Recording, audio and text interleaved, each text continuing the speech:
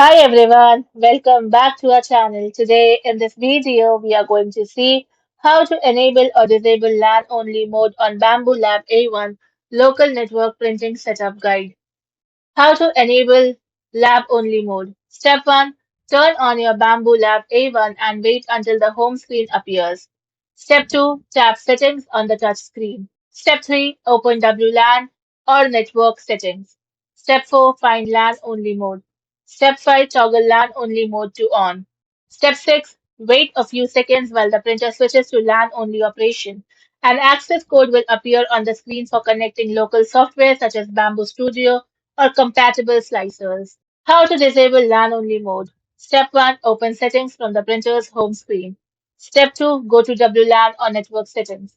Step 3. Select LAN only mode. Step 4. Now toggle the switch to off. Step 5. The printer will reconnect to Bamboo Lab Cloud, restoring cloud printing, the Bamboo Handy app, remote monitoring, and firmware updates. Thank you for watching, and for more such informative videos, do like, share, and subscribe to our channel.